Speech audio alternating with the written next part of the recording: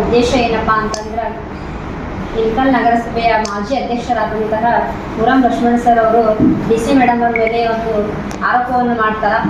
ಆ ಆರೋಪ ಸುಳ್ಳು ಅಂತ ಹೇಳ್ತೀವಿ. ಏನಪ್ಪಾ ಅಂತಂದ್ರೆ ಕುಡಿಯುವ ನೀರಿನ ಸಮಸ್ಯೆ ಆಗಿತ್ತು ನಿಜ, ಬಟ್ ಯಾಕೆ ಸಮಸ್ಯೆ ಆಯ್ತಂದ್ರೆ 2 ತಿಂಗಳಿಂದ ಆಲ್ಮಟ್ಟಿ ಜಾಕ್ವೆಲ್ ಹಾಗೂ ಹುನಗುಂದ ಇಳಕಲ್ನಲ್ಲಿ 2 ತಿಂಗಳಿಂದ ಬೇಸಿಗೆ ಆಗ್ತಿದ್ದರಿಂದ ಸುಮಾರು ಕನಿಷ್ಠ ಒಂದು 77ಕ್ಕೂ ಹೆಚ್ಚು ವಿದ್ಯುತ್ತಿನ ಒಂದು ಕಡಿತವಾದ್ದರಿಂದ ನೀರಿನ ಸಮಸ್ಯೆ ಆಯಿತು. ಅದೇ ರೀತಿ ಈಗ ಹೇಳೋದ್ರಿಂದ ಓವರ್ ಹೆಡ್ ಟ್ಯಾಂಕ್, ಈ ಒಂದು ಟ್ಯಾಂಕಿಂದ ನಮ್ಮ ನಗರಸಭೆಗೆ ಯಾವುದೇ ರೀತಿ ಒಂದು ಅದಕ್ಕೆ ಸಂಬಂಧನೇ ಇಲ್ಲ. ನಾವು ಯಾರೂ ಈ ಒಂದು ಟ್ಯಾಂಕ್ ಕಟ್ಟಬಾರ್ದು ಅನ್ನೋದು ನಿಲ್ಲಿಸುವಂಥ ಉದ್ದೇಶ ನಮ್ದಿಲ್ಲ. ಅದಕ್ಕೆ ನಮ್ಗೆ ಯಾವುದೋ ಒಂದು ಸಂಬಂಧನೇ ಇಲ್ಲ. ಅಲ್ಲಿ ಈಗಾಗಲೇ ಒಂದು ಬೇರೆ ಇಲಾಖೆಗೆ ಅಂದರೆ ಕ್ರೀಡಾ ಇಲಾಖೆಗೆ ಸಂಬಂಧಪಟ್ಟದಂಥ ಒಂದು ಜಾಗದಲ್ಲಿ ಆ ಒಂದು ಟ್ಯಾಂಕಲ್ಲಿ ಹೋದ ಒಂದು ಆಡಳಿತ ಇದ್ದವರು ಅಲ್ಲಿ ಕಟ್ಟಾಕ ಅದನ್ನ ವ್ಯವಸ್ಥೆ ಮಾಡಾಕ್ತಾರೆ. ಅದು ಅದೇನಪ್ಪ ಅಂದ್ರೆ ಫಸ್ಟ್ ಅವ್ರು ತಿಳ್ಕೊಬೇಕಾಗ್ತದೆ ಯಾವ ಇಲಾಖೆಗೆ ಸಂಬಂಧಪಟ್ಟಿದ್ದು ಅಲ್ಲಿ ಕಟ್ಟಬಾರ್ದು ಅನ್ನೋ ಉದ್ದೇಶ ತಿಳ್ಕೊಂಡು ಬೇರೆ ಒಂದು ನಗರಸಭೆ ಜಾಗದೊಳಗೆ ಈಗಾಗಲೇ ಅದನ್ನ ಟ್ಯಾಂಕ್ ಕಟ್ಟಿದ್ರಪ್ಪ ಅಂದ್ರೆ ಇಷ್ಟು ಜನರಿಗೆ ತೊಂದರೆ ಆಗ್ತಿದ್ದಿಲ್ಲ. ಆಮೇಲೆ ಅವರು 22 ಡಿವಿಷನಿಗೆ ಸಮಸ್ಯೆ ಆಗ್ತದೆ ಅಂತ ಹೇಳ್ತಾರೆ. ಅದು ತಪ್ಪು. ಜನರಿಗೆ ಆ ರೀತಿ ತಪ್ಪು ತಿಳುವಳಿಕೆ ನೀಡಬಾರ್ದು. ಆ ಒಂದು ಟ್ಯಾಂಕರಿಂದ ಸರಿಸುಮಾರು ಒಂದು 6 ಡಿವಿಷನಿಗೆ ತೊಂದರೆ ಆಗುತ್ತೆ. ಅದನ್ನ ನಾನು ಹೇಳಕ್ಕೆ ಇಷ್ಟಪಡ್ತೀನಿ. ಈಗಾಗಲೇ ಕರೆಂಟಿನ ಸಮಸ್ಯೆ ಆಗಬಾರ್ದು ಅಂತೇಳಿ ನಮ್ಮ ಶಾಸಕರು ಒಂದು ಮೀಟಿಂಗ್ ಮಾಡಿ ಇಳಕಲ್ನ ಒಂದು IB ಪಂಪ್ ಹೌಸ್ಗೆ ಕರೆಂಟಿನ ತೊಂದರೆ ಆಗಬಾರ್ದು ಅಂತೇಳಿ ಮುಂದೆ ಎಕ್ಸ್ಪ್ರೆಸ್ ಲೈನ್ಗೆ ಈಗಾಗಲೇ ಒಂದು 13,87,000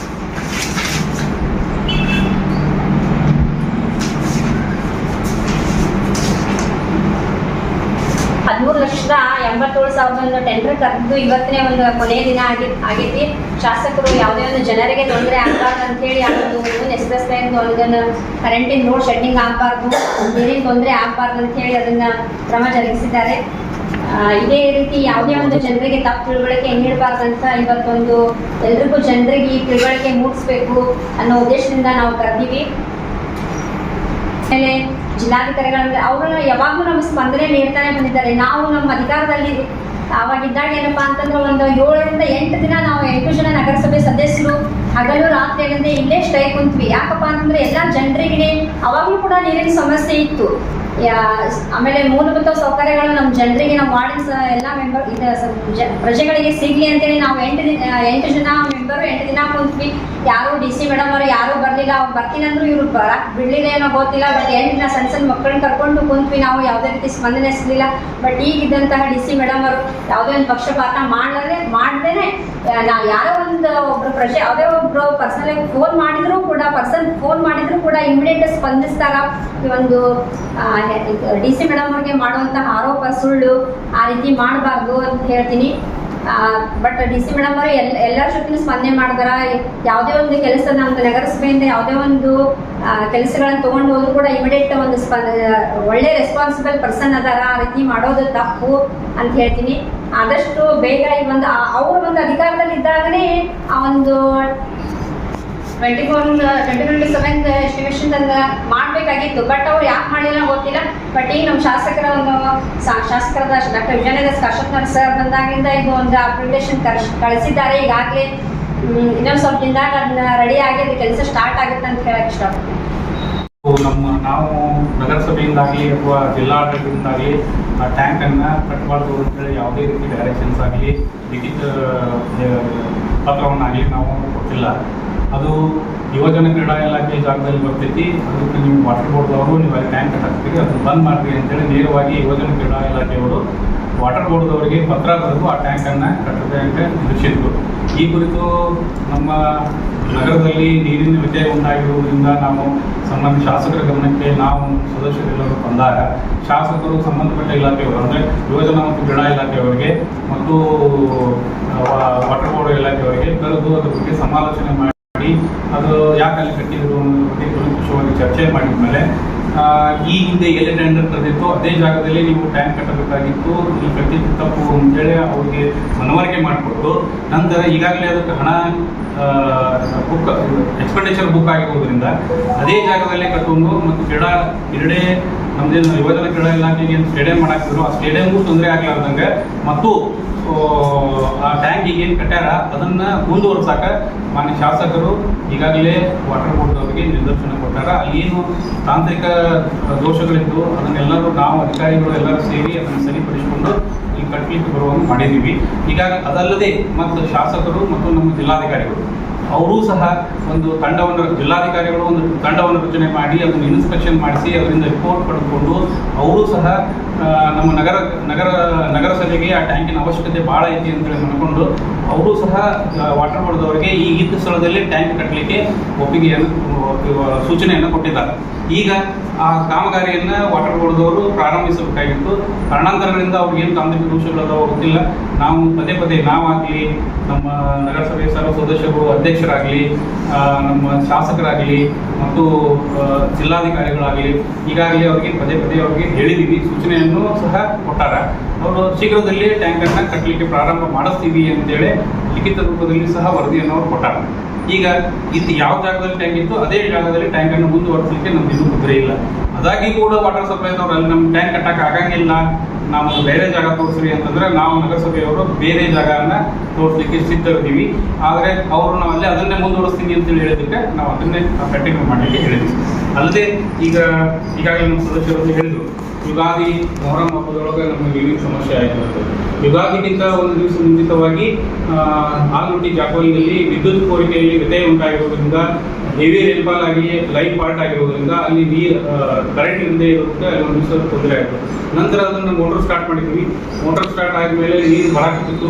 ಆ ವೇಳೆಯಲ್ಲಿ ಹುಣಗುಂದದ ಪಾಳೆ ಇತ್ತು. ಹುಣಗುಂದ ಮುಗಿಸ್ಕೊಂಡು ಈ ಕಡೆ ಬರಬೇಕಾಗಿತ್ತು. 2 ಗಂಟೆ 2:30 ಸುಮಾರು ರಾತ್ರಿ ಮತ್ತೆ ಕಪ್ಲರ್ ಕಟ್ಟಾಗಿ ಮತ್ತು ನಮ್ಮ ಕಾಲಮ್ ಪೈಪ್ನಲ್ಲಿ ತೊಂದರೆ ಆಗಿರೋದ್ರಿಂದ ಅದನ್ನು ರಿಪೇರ್ ಮಾಡಬೇಕಾಗಿತ್ತು. ಅದನ್ನು ಈಗಾಗಲೇ ಒಂದು ಸದಸ್ಯರು ಹೇಳಿದರು.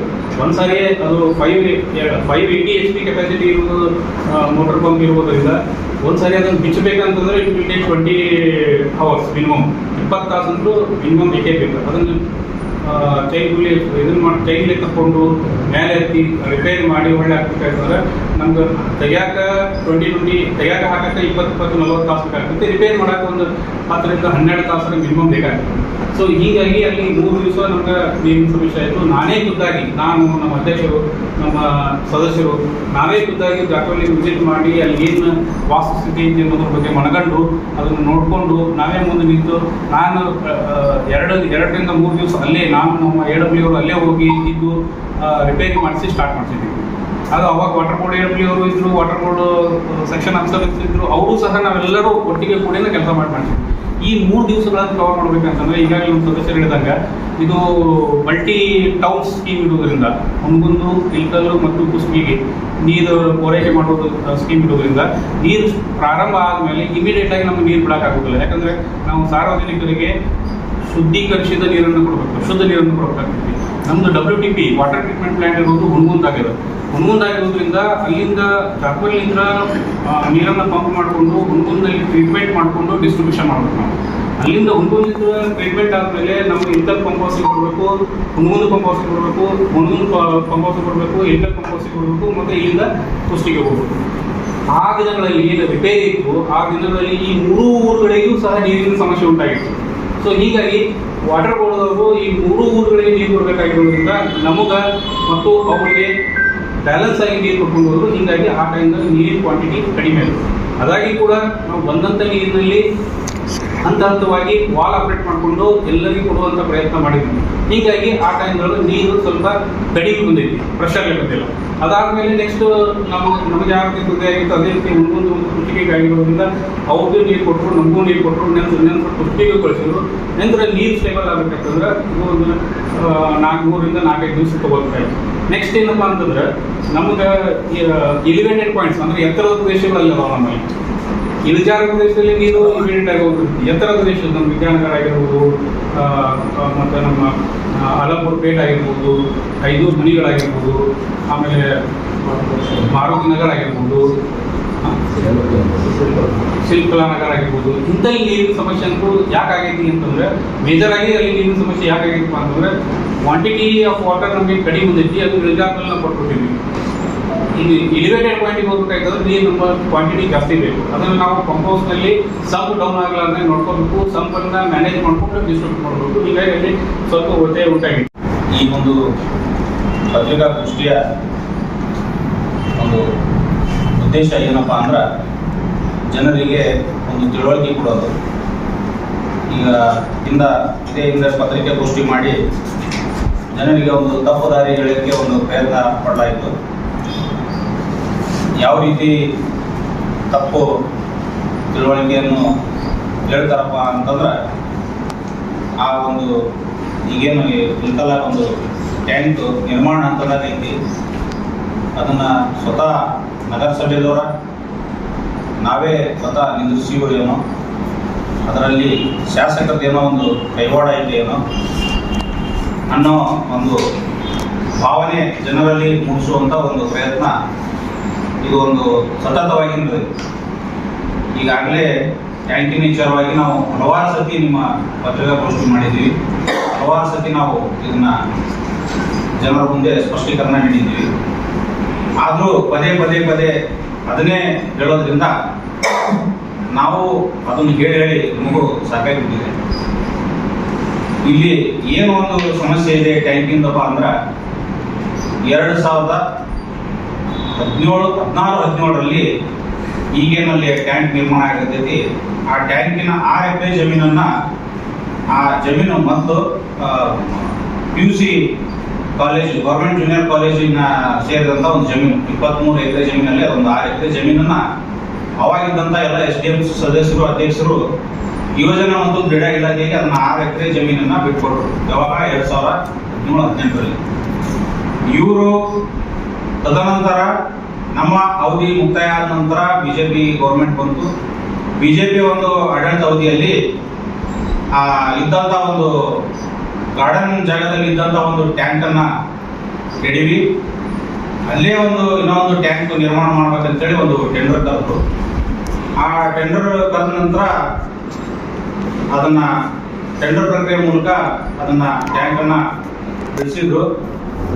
ಬೆಳೆಸಿದ ನಂತರ ಅದನ್ನು ನಮ್ಮ ನಗರಸಭೆಗೆ ಸೇರಿದಂಥ ಒಂದು ಜಾಗೆಯಲ್ಲಿ ಅದನ್ನು ನಿರ್ಮಾಣ ಮಾಡೋಕ್ಕೆ ಪ್ರಯತ್ನ ಮಾಡಿದರೆ ಇಷ್ಟೊತ್ತಿಗೆ ಆಲ್ರೆಡಿ ಮುಗಿದು ಬಿಡ್ತಿತ್ತು. ಆದರೆ ಅದು ಯಾವ ಉದ್ದೇಶದಿಂದ ಕ್ರೀಡಾಂಗಣಕ್ಕೆ ಒಂದು ನಿಗದಿಪಡಿಸಿದಂಥ ಒಂದು ಜಾಗೆಯಲ್ಲಿ ಅವರು ಟ್ಯಾಂಕ್ ನಿರ್ಮಾಣ ಮಾಡಕ್ಕೆ ಹೊಂಟರೋ ಗೊತ್ತಾಗಲಿಲ್ಲ. ಅವಾಗಿದ್ದಂಥ ಅಧ್ಯಕ್ಷರಿಗೆ, ಅವಾಗ ಇದ್ದಂಥ ಶಾಸಕರು ಅದನ್ನು ಜವಾಬ್ದಾರಿಯಿಂದ ಟ್ಯಾಂಕನ್ನು ನಗರಸಭೆ ಜಾಗೆಯಲ್ಲೇ ಕಟ್ಟೋ ರೀತಿ ನೋಡ್ಕೊಂಡಿದ್ರೆ ಈ ಸಮಸ್ಯೆ ಬರ್ತಾ ಇದ್ದಿಲ್ಲ. ಈಗ ನಮ್ಮ ಅಧ್ಯಕ್ಷರು ಹೇಳಿದಂಗೆ ಈ ನಮ್ಮ ನಗರದ 24x7 ಯೋಜನೆ ಪ್ರಾರಂಭವಾಗಿದ್ದು ಸನ್ಮಾನ್ಯ ಶ್ರೀ ವಿಜಯಾನಂದ ಕಾಶ್ಯಪ್ನವರ ಅವಧಿಯಲ್ಲಿ. ಅದಕ್ಕೆ ಖುದ್ದು ಅವಾಗ ಮುಖ್ಯಮಂತ್ರಿ ಹಾಗೂ ಈಗಿನ ಮುಖ್ಯಮಂತ್ರಿ, ಜನಪ್ರಿಯ ಮುಖ್ಯಮಂತ್ರಿಗಳಾದಂಥ ಸನ್ಮಾನ್ಯ ಶ್ರೀ ಸಿದ್ದರಾಮಯ್ಯ ಸಾಹೇಬರು ಬಂದು ಹಾಗೂ ಸನ್ಮಾನ್ಯ ಶ್ರೀ ವಿಜಯಾನಂದ ಕಾಶ್ಯಪ್ನವರ ಒಂದು ನೇತೃತ್ವದಲ್ಲಿ ಆ ಒಂದು ಜಾಕ್ವೆಲನ್ನು ಉದ್ಘಾಟನೆ ಮಾಡಿ ಅವಾಗಿಂದ 24x7 ನೀರು ಬರಕ್ಕೆ ಸ್ಟಾರ್ಟ್ ಆಯಿತು. ನಾನು ಈ ಪತ್ರಿಕೆ ಮೂಲಕ ಹೇಳಕ್ ಬಯಸ್ತೀನಿ, ನಾವು ಈಗ ಈ ಸದ್ಯಕ್ಕೆ ಇಲ್ಕಲ್ಲಿಗೆ ನಮ್ಮ ಜಾಕ್ವೆಲಲ್ಲಿ ಯಾವ ಜಾಕ್ವೆಲಿಗೆ ನೀರು ಕಡಿಮೆ ಆದರೂ ಕೂಡ ನಮ್ಮ ಜಾಕ್ವೆಲಿಗೆ ನೀರು ಕಡಿಮೆ ಆಗಲ್ಲ. ಅವಾಗ ಇದ್ದಂಥ ನಮ್ಮ ನಗರಸಭೆ ಅಧ್ಯಕ್ಷರಾದಂಥ ದೇವಾನಂದ ಕಾಶ್ಯಪ್ನವರ ಒಂದು ಪರಿಶ್ರಮದಿಂದ ಆ ಜಾಕ್ವೆಲ್ ನಿರ್ಮಾಣ ಆಗಕ್ಕೆ ಕಾರಣ ಆಯಿತು. ಯಾವುದೇ ಕಾರಣಕ್ಕೂ ನಮ್ಮ ಊರಿಗೆ ನೀರು ಕಡಿಮೆ ಆಗಲಾರ್ದಂಗೆ ಆ ಜಾಕ್ವೆಲ್ ನಿರ್ಮಾಣ ಕೊಟ್ಟರು. ಅವರಿಗೆ ನಾವು ಈ ಮೂಲಕ ಧನ್ಯವಾದಗಳನ್ನು ಹೇಳಕ್ಕೆ ಬಯಸ್ತೀನಿ. ತದನಂತರ ಆ ಟ್ಯಾಂಕಿಗೆ ಈಗೇನು ನಮ್ಮ ನಗರಸಭೆ ಯಾವುದೇ ರೀತಿ ಅದಕ್ಕೆ ಅಡಚಣೆ ಉಂಟು ಮಾಡಿಲ್ಲ. ಇವರು ಪದೇ ಅದು ನಿಂತು ನಾವು DC ಅವ್ರ ಕಡೆ ಹೋದ್ವಿ, DC ಅವ್ರು ಸ್ಪಂದಿಸ್ತಾ ಇಲ್ಲ, 10 ಬೇರೆ ಹೋದ್ವಿ, 18 ಬೇರೆ ಹೋದ್ವಿ ಅಂತ ಹೇಳ್ತಾರೆ. DC ಅವ್ರು ಆಲ್ರೆಡಿ ಅವಾಗ ಹೇಳ್ಬಿಟ್ರ. ಅವರು ಅವಾಗ ಒಂದು ಸಮಿತಿ ರಚನೆ ಮಾಡಿ ಕಳಿಸಿ ಇಲ್ಲಿ ಒಂದು ಸತ್ಯಾಸತ್ಯತೆಯನ್ನು ತಿಳ್ಕೊಂಡು ಅದನ್ನ ವಾಟರ್ ಬೋರ್ಡ್ದವರಿಗೆ ಕಟ್ಟಕ್ಕೆ ಆಲ್ರೆಡಿ ಹೇಳ್ಬಿಟ್ರು. ಅದು ನಗರಸಭೆದಾಲಿ, ಶಾಸಕರದಾಲಿ ಅದರಲ್ಲಿ ಏನು ನಿರ್ಣಾಯಕ ಪಾತ್ರ ಅವ್ರದ್ದು ಏನೂ ಇರೋದಿಲ್ಲ. ಅದು ಇರೋದನ್ನೇ ವಾಟರ್ ಬೋರ್ಡ್ದವ್ರು ಕಟ್ಟಬೇಕು. ಟೆಂಡರ್ ಕರೆದಿದ್ರು ವಾಟರ್ ಬೋರ್ಡ್ದವರು, ಆಮೇಲೆ ಅದನ್ನು ಕಟ್ಟಬೇಕಾಗಿದ್ದು ವಾಟರ್ ಬೋರ್ಡ್ದವರು. ಆದ್ರೆ ಅದು ಯಾಕೆ ಕಟ್ಟಾಕತ್ತಿಲ್ಲ ಅಂತಂದ್ರೆ ನಮ್ಗಿಂತ ಹೆಚ್ಚಿಗೆ ಹಿಂದಿನ ಆಡಳಿತವ್ರಿಗೆ ಗೊತ್ತದು ಎದಕ್ಕೆ ನಿಂತೈತಪ್ಪ ಅಂತೇಳಿ. ಆ ಟ್ಯಾಂಕನ್ನು ಅವಾಗೇ ಅವ್ರು ನಗರಸಭೆಯ ಒಂದು ನಿರ್ದಿಷ್ಟ ಜಾಗದಲ್ಲಿ ಸೂಚನೆ ಮಾಡಿ ತೋರಿಸಿದ್ರಪ್ಪ ಅಂದ್ರೆ ಈಗ ಆಲ್ರೆಡಿ ಕಟ್ಟಡ ಮುಗಿದು ಆ ಭಾಗದ ಜನಕ್ಕೆ ತೊಂದರೆ ಆಗ್ತಾ ಇದ್ದಿಲ್ಲ. ಆ ಭಾಗದ ಜನರಿಗೆ ತೊಂದರೆ ಆಗಕ್ಕೆ ಮೂಲ ಕಾರಣ ಬಿಜೆಪಿ ಆಡಳಿತ ಹಾಗೂ ಅವಾಗಿದ್ದಂಥ ಎಲ್ಲ ನಮ್ಮ ಬಿಜೆಪಿಯ ಒಂದು ನಗರಸಭೆ ಆಡಳಿತ. ಆದ ಕಾರಣ ನಾನು ಇನ್ನೊಂದ್ಸತಿ ಹೇಳಕ್ ಬಯಸ್ತೀನಿ, ನೀವು ಪದೇ ಅದನ್ನ ನಮ್ಮ ಮೇಲೆ ಆರೋಪ ಮಾಡಿ ಅದು ನಮ್ಮ ಮೇಲೆ ಹಾಕಿ ನೀವು ಮಾಡಿದಂಥ ತಪ್ಪನ್ನ ನಮ್ಮ ಮೇಲೆ ಹಾಕೋದ್ರಿಂದ ಜನ ಯಾರು ಹುಚ್ಚರಲ್ಲ, ಜನ ಎಲ್ಲ ತಿಳುವಳಿಕೆ ಇದ್ದಾರೆ, ಜನಕ್ಕೂ ಅರ್ಥ ಆಗಿದೆ. ನೀವು ಏನು ಹಿಂದಿನ ನಿಮ್ಮ ಅವಧಿಯಲ್ಲಿ ಮಾಡಬೇಕಾದಂಥ ಕೆಲಸಗಳನ್ನು ನೀವೇನು ಅರ್ಧಕ್ಕೆ ಬಿಟ್ಟಿರಿ, ಆಮೇಲೆ ಮಾಡಲಿಲ್ಲ. ಆ ಎಲ್ಲ ಕಾರ್ಯಗಳನ್ನು ನಾವು ಈಗ ಬಂದು ನಾವು ಇನ್ನೂ 8 ತಿಂಗಳು ಸದ್ಯ ಆಗಿಲ್ಲ, ಆಲ್ರೆಡಿ 32 ಕೋಟಿ ರೂಪಾಯಿ ಒಂದು ಯೋಜನೆಯನ್ನ ನಮ್ಮ ಶಾಸಕರ ಅತಿ ಉತ್ತೇಜನ ಹಾಗೂ ಅತಿ ಶೀಘ್ರದಲ್ಲಿ ಅವರು ಮಾಡಕ್ಕೆ ಹೇಳ್ಯಾರ. ಆಲ್ರೆಡಿ ಅದು ಅಪ್ರೂವಲ್ ಟೆಂಡರ್ ಹಂತದಲ್ಲಿ ಅದು 32 ಕೋಟಿ ರೂಪಾಯಿ, ಒಂದು 36 ಕೋಟಿ ರೂಪಾಯಿದು ಟೆಂಡರ್ ಪ್ರಕ್ರಿಯೆಯಲ್ಲಿ ಕೂಡ ಇದೆ. ಅದು ಆತಂದ್ರೆ ಮುಂಚೆ ತರ 24x7 ಏನು ಸಮಸ್ಯೆ ಆಗೋದಿಲ್ಲ. ತದನಂತರ ಇನ್ನೊಂದು ಆರೋಪ ಮಾಡ್ತಾರೆ, ಅದನ್ನ ಲೋಕಲ್ದವ್ರಿಗೆ ನಿರ್ವಹಣೆ ಮಾಡಿ ಕೊಟ್ಟಾರ. 24x7 ಲೋಕಲ್ದವ್ರ ಮಾಡ್ತಾರ, ಯಾರೋ ಮಾಡ್ತಾರ ಅಂತೇಳಿ ಇದನ್ನೊಂದು ನಾನು ಸ್ಪಷ್ಟೀಕರಣ ಕೊಡಕ್ಕೆ ಬಯಸ್ತೀನಿ. 24x7 ಟೆಂಡರ್ ಅನ್ನ ನಾವು ಟೆಂಡರ್ ಕಾಲ್ ಮಾಡಿದ್ದು ಅವ್ರ ಅವಧಿಯಲ್ಲಿ, ಟೆಂಡರ್ ಕಾಲ್ ಮಾಡಿ ಅವ್ರ ಅವಧಿಯಲ್ಲೇನೆ ಯಾರ್ಯಾರು ಅದಕ್ಕೆ ಟೆಂಡರ್ ಹಾಕಿರ್ತಾರೆ, ಯಾರ್ಯಾರು ಟೆಂಡರ್ನಲ್ಲಿ ಕ್ವಾಲಿಫೈ ಆಗ್ತಾರೆ ಅವ್ರಿಗೆ ಟೆಂಡರ್ ಹಾಕಿರ್ತಾರೆ. ನಾವು ಅವಾಗ ಟೆಂಡರ್ ಆದಾಗ ನಗರಸಭೆ ಅವ್ರ ಸದಸ್ಯರನ್ನ ಅದನ್ನ ಮಾಡ್ಬೇಕಂತೇಳಿ ಮಾಡಿದ್ರು. ನಮ್ಮ ಸದಸ್ಯರು ಯಾರು ಅಲ್ಲ, ಅವ್ರ ಸದಸ್ಯರೇ ಅದು ಟೆಂಡರ್ ಡಾಕ್ಯುಮೆಂಟ್ ತಗೊಂಡು ನೀವು ನೋಡಿದ್ರೆ ಗೊತ್ತಾಗುತ್ತೆ ಯಾರ್ಯಾರು ಟೆಂಡರ್ಗೆ ಹಾಕಿದ್ರು ಅಂತೇಳಿ. ಅದನ್ನ ಆದರೂ ಮೊದಲಿಂದ ಏನು ನಿರ್ವಹಣೆ ಮಾಡ್ಕೊಂಡು ಬಂದಾರ ಅವರಿಗೆ ಟೆಂಡರ್ ಆಗಿದ್ದರಿಂದ ಈ ತಕ್ಷಣ ಕೂಡ ಹಿಂದಿನವರೇ ಟೆಂಡರ್ ಅದನ್ನ ಮುಂದುವರ್ಸ್ಕೊಂಡು ಹೋಗಿದ್ದಾರೆ. ಅದು ಮುಂದೆ ಅದರ ದಾಖಲಾತಿ ಸಮೇತ ಮುಂದೆ ನಾವು ಬಂದೀವಿ. ಆಮೇಲೆ ಇನ್ನೊಂದು ಆರೋಪ ಏನಪ್ಪಾ ಅಂದ್ರೆ, ಮೊನ್ನೆ ಒಬ್ಬ ಮಾಜಿ ಶಾಸಕರು ಒಂದು ಮಾತಂದ್ರು, ಕಮಿಷನ್ ಸಂಬಂಧ ನಿಂತೈತದ ಟ್ಯಾಂಕ್ ಅಂತ ಹೇಳ್ತೀವಿ. ನಾನು ಒಂದು ನಿಮ್ಗೆ ಸ್ಪಷ್ಟವಾಗಿ ಹೇಳಕ್ ಬಯಸ್ತೀನಿ, ನೀವು ಮಾಡಿದಂಥ ಎಲ್ಲ ಕಾಮಗಾರಿಗೂ ನೀವು ಏನು ಕಮಿಷನ್ ತೊಗೊಂಡಿದ್ರ? ನೀವು ಏನೇನು ಎಲ್ಲ ಕೆಲಸ ಮಾಡಿದ್ರೆ ಅದಕ್ಕೆಲ್ಲನೂ ಕಮಿಷನ್ ತೊಗೊಂಡ ಮಾಡಿದ್ರ? ಏನು ಶಾಸಕರಾದ್ರೆ ಏನು ಬರೀ ಕಮಿಷನ್ ತೊಗೊಂಡ ಕೆಲಸ ಮಾಡೋದ? ಅದಕ್ಕೆ ಇರೋದಿಲ್ಲ. ಎಲ್ಲ ಶಾಸಕರಾದವರು ಕಮಿಷನ್ ಅಂತೇಳಿ ನಾನು ನೇರವಾಗಿ ಹೇಳಕ್ ಬಯಸ್ತೀನಿ. ಯಾವುದೇ ರಾಜಕೀಯ ವ್ಯಕ್ತಿಗಳಾಗಲಿ, ಯಾರೇ ಶಾಸಕರಾಗಲಿ ಒಂದು ಏನು ಆಧಾರ ರಹಿತವಾಗಿ ಮಾತಾಡೋದು ತಪ್ಪು. ಆಮೇಲೆ ಜನರಿಗೆ ಒಂದು ತಪ್ಪು ಸಂದೇಶ ಕೊಟ್ಟಂಗಾಗುತ್ತೆ. ಇದು ಟ್ಯಾಂಕಿನ ಓವರ್ ಟ್ಯಾಂಕಿನ ವಿಷಯ ಏನಿದೆ ಅದು ಅತಿ ಶೀಘ್ರದಲ್ಲೇ ಇತ್ಯರ್ಥಪಡಿಸಿ ಅದನ್ನ ಅದೇ ಸ್ಥಳದಲ್ಲಿ ಕಟ್ಟಬೇಕಂತೇಳಿ ನಮ್ಮ ಎಲ್ಲ ಕಮಿಷನರ್ ಆಯ್ತು, AWS ಆಯ್ತು, ವಾಟರ್ ಬೋರ್ಡ್ AWR ಆಯ್ತು, ಅವೆಲ್ಲರೂ ಅದಕ್ಕೆ ಶ್ರಮಪಟ್ಟು ನೀವು ಮಾಡಿದ ತಪ್ಪನ್ನ ಸರಿಪಡಿಸಕ್ಕೆ ಅವೆಲ್ಲರೂ ಶ್ರಮಿಸಕತ್ತಾರ. ಇದು ಕೊನೆ ಆಗ್ಬೇಕು. ನೀವು ಪದೇ ನೀರಿನ ಸಮಸ್ಯೆ ಹಂಗಿದೆ ಹಿಂಗಿದೆ, 1 ತಿಂಗಳಿಂದ ನೀರು ಬಂದಿಲ್ಲ, ಹಿಂದೂಗಳ ಹಬ್ಬದಲ್ಲಿ ಬರಲಿಲ್ಲ, ಮುಸ್ಲಿಮರ ಹಬ್ಬದಲ್ಲಿ ಬರಲಿಲ್ಲ ಅಂತೇಳಿ ಇದಕ್ಕೊಂದು ಜಾತಿಯ ಒಂದು ಲೇಪವನ್ನು ಹಚ್ಚಕ್ಕೂ ನೋಡಿದ್ರಿ. ಇದು ಸರಿಯಲ್ಲ. ಇದರಲ್ಲಿ ನಮ್ದು ಏನಿರುತ್ತೆ ಎಲ್ಲ ಆರಿಸಿ ಬಂದಿವೆ ಅಂದಾಗ ಊರಿನ ಒಂದು ಹಿತರಕ್ಷಣೆ ನಾವು ಮಾಡಬೇಕು. ನೀವು ಅದರಲ್ಲಿಯೂ ಕೂಡ ನೀರಿನಲ್ಲಿ ಕೂಡ ರಾಜಕಾರಣ ಮಾಡೋದ್ರಿಂದ ಈ ತರ ಒಂದು ಗೊಂದಲಗಳು ಉಂಟಾಗ್ತಾ ಇವೆ. ನಾನು ಅದಕ್ಕೆ ಸ್ಪಷ್ಟೀಕರಣ ಕೊಡಕ್ಕೆ ಬಯಸ್ತೀನಿ. ನೀರಿಂದು ಈಗ ಆಲ್ರೆಡಿ ಚೆನ್ನಾಗಿ ನಡೀತಾ ಇದೆ, ನೀರಿಂದ ಏನೋ ಎಲ್ಲಿಯೂ ತೊಂದರೆಗಳು ಇಲ್ಲ. ಒಂದು ಸ್ವಲ್ಪ ದಿನ ಆಗಿದ್ದಂತೂ ನಿಜ. ಈಗ ಅದೆಲ್ಲ ಸರಿಪಡಿಸ್ಕೊಂಡು ಹೊಂಟಿದ್ದೀವಿ. ಮುಂದೆ ಆದರೂ ಕೂಡ ನಮ್ಮ ಅಧ್ಯಕ್ಷರು, ನಮ್ಮೆಲ್ಲ ಸದಸ್ಯರು ಸೇರಿಕೊಂಡು ನೀರಿನ ತೊಂದರೆ ಆಗಲಾರ್ದಂಗೆ ನೋಡ್ಕೊಂತೀವಿ ಅಂತ ಹೇಳಿ ಈ ಮೂಲಕ ಇತರ ಸಾರ್ವಜನಿಕರಿಗೆ ತಿಳಿಸಲು ಬಯಸುತ್ತೇವೆ.